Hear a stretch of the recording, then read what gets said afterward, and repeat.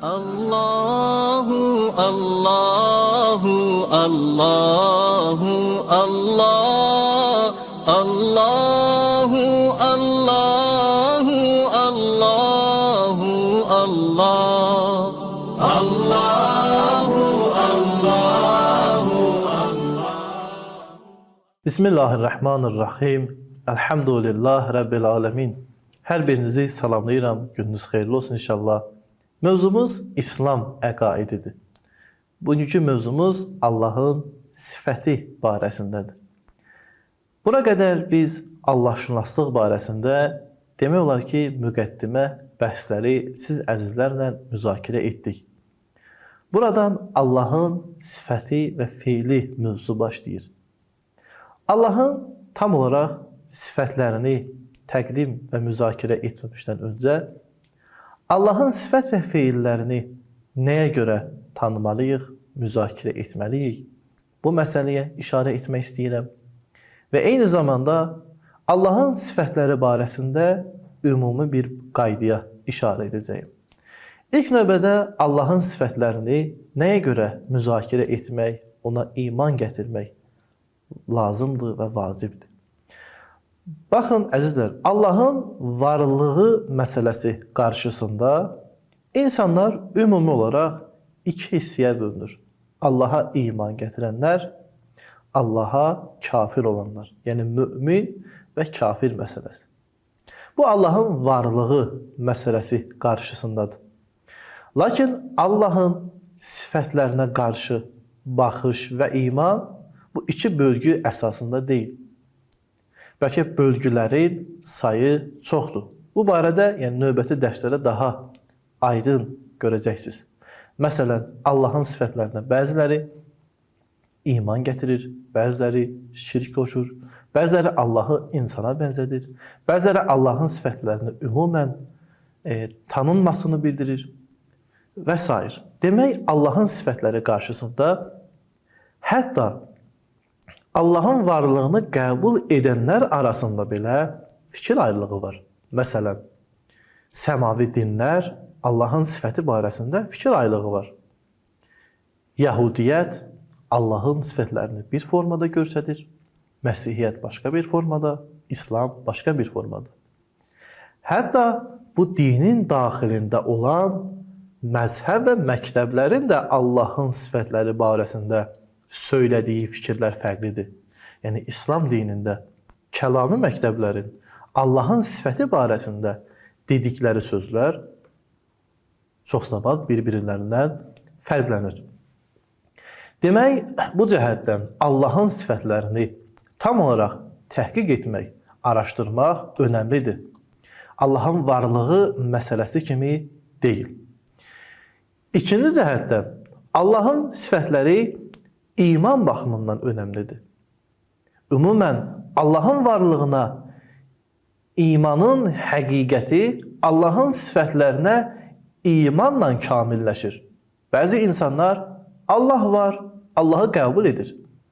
Amma nə qədər Allah bunların həyatlarındadır, nə qədər Allahla bunlar ünsiyyətdədir, bunlar hamısı ilahi sifətlərdə özünü göstərir. Bir insan Allaha etiqad bəsləyir, inanır, amma yaşayışında təvhid mərkəzlikdən əsər əlaməti yoxdur. Allahın alim olmasından əsər əlaməti yoxdur. Allahın qadir, qüdrətli və sair sifətləri bunun həyatında görsənmir.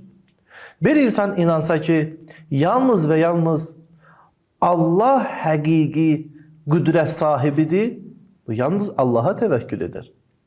Bu insan inansa ki, yalnız və yalnız Allah alimdir, Allahın buyurduqlarına təslim olar. Demək, ilahi sifətlər bizim Allaha olan etiqadımızın bir formada ölçü və meyyarıdır. Biz nə qədər Allaha iman gətirmişik, bu ilahi sifətlərdə özünü göstərir. Demək, ilahi sifətlər nəzəri məsələlərindən yanaşı daha çox özünü iman və praktiki sahədə özünü göstərir. Nəzəri məsələ deyil, Allahın alim olmasının mənası nədir, dəlili nədir? Bunlar öz yerində. Amma bunlarla yanaşı bunun səmərəsi, nəticəsi mömin insanın həyatında özünü əks etdirir. Bu ikinci məsələ. Üçüncü məsələ, Allahın sifətləri ona görə önəmlidir ki, bütün peyğəmbərlər insanlar arasında tövhid və təkallahçılığı yayıblar. Əgər sifətlər doğru düzgün qəbul edilmərsə, bu etiqadən Allahı tək olaraq, vahid olaraq, tövhid olaraq qəbul etsə, əgər sifətlərdə hər hansı bir yanlışlığa yol versə, bu sifətdə Allaha qarşı şirk qoşmuş olar. Demək, şirk yalnız Allahın varlığını inkar etməkdə olmur. Eyni zamanda Allahın sifətlərində də bu mümkündür. Ümumi bir qayda sifətlər barəsində. Allahın sifətləri barəsində ümumi qayda bundan ibarətdir ki, Allah Teala bütün yaranmışların səbəbidir. Yaranmışlar isə onun nəticəsidir. Allah elə bir səbəbdir ki, yaranmış varlıqlar, nəticələr yəni, hər bir halda bu səbəbə bağlıdır. Qısa bir misal deyim. Biri var, naqis səbəb. Naqis səbəb hər hansı bir nəticənin yaranmasında rol oynayır. Lakin yarandıqdan sonra bu nəticə özü müstəqil fəaliyyətə başlayır. Məsələn, bir qadın və bir kişi ailə həyatı qurur. Bunların övladı dünyaya gəlir. Bunlar övlad nisbətdə yarımçıq səbəbdirlər. Çünki övlad artıq böyüyür, öz fəaliyyətlərinə müstəqil davam etdirir. Həmən misalı biz günəş və günəşin nuruna tətbiq edək. Nur o zamana qədər mövcuddur ki, öz mənşəyini günəşdən alsın. Ola bilməz, günəş itsin, nur özünü görsəsin. Xeyr, nur o zamana qədər var ki, günəş mövcuddur. Günəş mövcud olmasa, nur anlayışı da olmaz. Allahın səbəb olması məsələsi də bu səbəblərdəndir və bu səbəbin ən üstünüdür. Yəni, həqiqi səbəbdir. Allah Teala bir anlıq öz feyzini, öz lütfünü bütün varlıqlardan götürərsə, heç bir varlıq olmaz.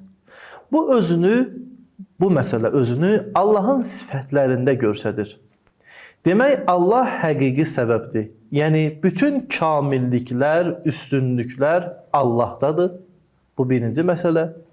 İkinci məsələ, varlıqların nəyi varsa, hansı xüsusiyyəti varsa, bu elə Allahdandır. Lakin Allahda olan daha üstün, daha kamil formasındadır. Bu məsələnin ilahi sifətlərlə nə kimi əlaqəsi var? Baxın, biz deyəndə Allah alimdir, Allah qadirdir, Allah diridir və s. sifətləri nəzərdə tutanda, bunun mənası odur ki, yəni Allah Teala bu sifətlərin ən üstünü və ən kamilidir. Əgər nəticələrdə, yəni məxluqlarda bu sifətlər varsa, bunun ilk növbədə mənşəyi Allah Tealadır. Allah Teala əgər bu sifətləri öz məxluqlarından götürərsə, məxluqları heç şübhəsiz bu sifətlərin heç birinə sahib ola bilməz. Bu ilahi sifətlər barəsində ümumi bir qaydadır.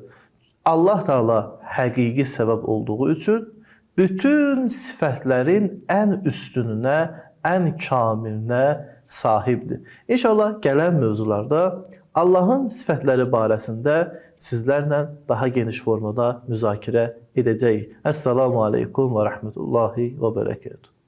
Allahu, Allahu, Allahu, Allah, Allahu, Allah.